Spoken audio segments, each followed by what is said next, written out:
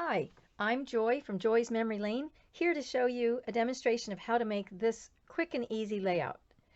It's an optical illusion to get this frame around this page, perfect for a title page or featuring some special photos. This that I used is from this Totally Tonal Summer Paper Pack. It comes with 6 sheets. It's a deal for only $5 of designer papers, and you can see these wonderful prints. Today, for my demonstration, I'm going to use this print, which is kind of a barn print, and the other side has the pretty floral. You only need a few things to make this layout.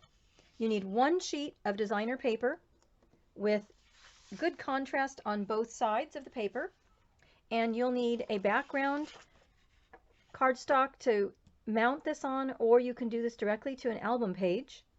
Your 12-inch trimmer. You'll also be using the scoring blade in addition to the straight blade. You'll need your choice of adhesive, tape runner, or repositionable adhesive, which I'll be using today. So it's very simple to get started. We're taking this sheet of paper, and if you haven't seen this, there is a 45-degree angle line on the base of the trimmer. We're going to use this today to cut 4 triangles out of this sheet of paper.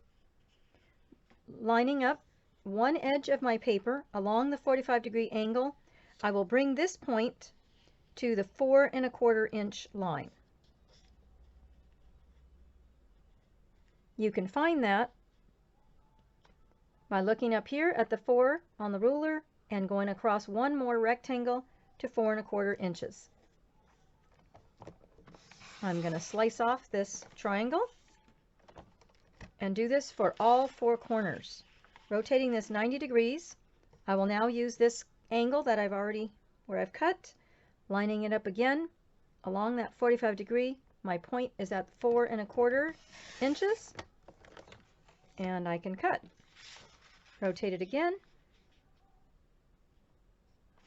I will do the same thing. This will be able to give me 4 consistent triangles, all cut with the same angle. That's what makes this very effective. Now I have 2 cut sides, so I have to line up both of those angles along my cut line and cut. So now I'm left with a square. We'll put that aside for a moment. We will use that also in our layout.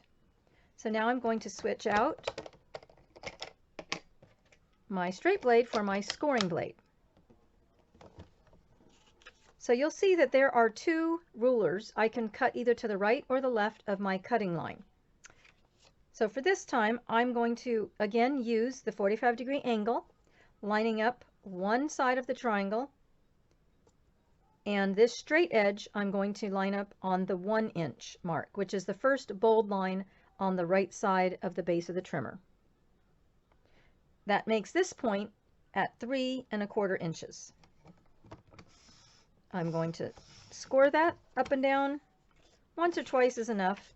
If you press too hard, you run the risk of actually cutting your paper, especially if your mat has not been turned recently.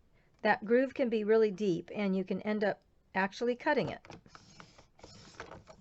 I'm going to do that for all 4 triangles.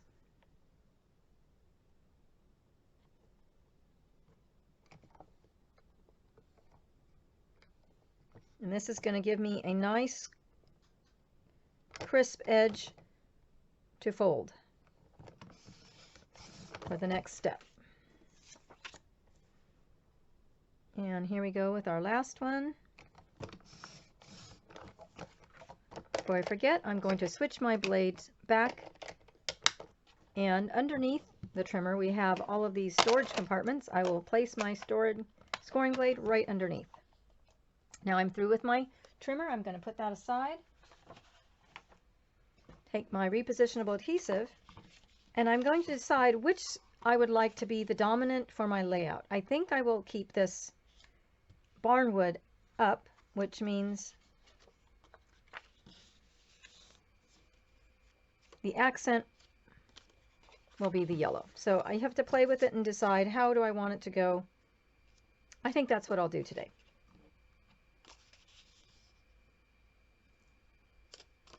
So we take all of our, we can do this as an assembly line, fold up on our scored edges. We have a nice clean score line. Use my repositionable adhesive.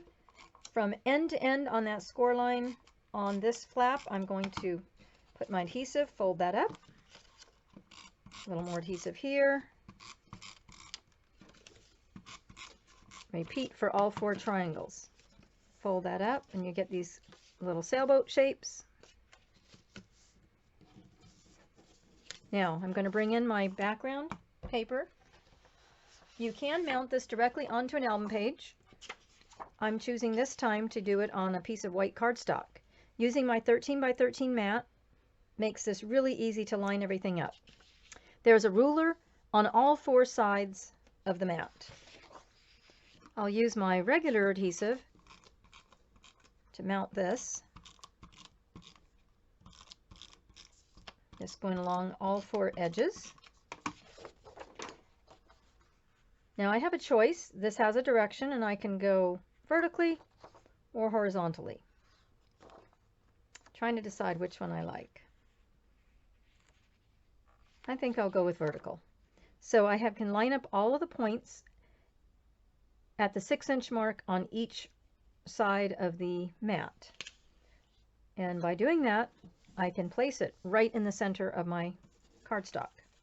Now for each of these, I will flip them over and I will again use my repositionable, and this gives me the ability, if I don't align it correctly the first time, I can pick it back up and reposition it. And don't let the title repositionable adhesive fool you. It is very strong, especially when gluing designer paper down.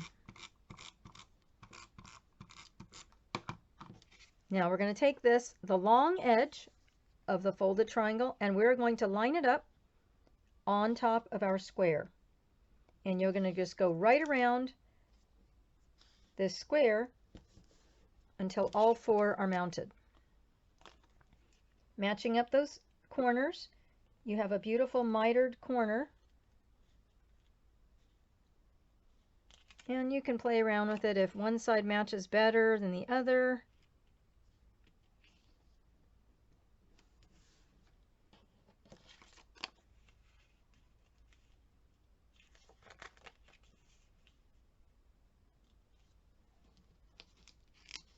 I can see here, because it's directional, I think I do want this one here. It keeps the illusion going that I have cut the yellow pieces and mounted it on top of my square. So I'm just matching up my patterns.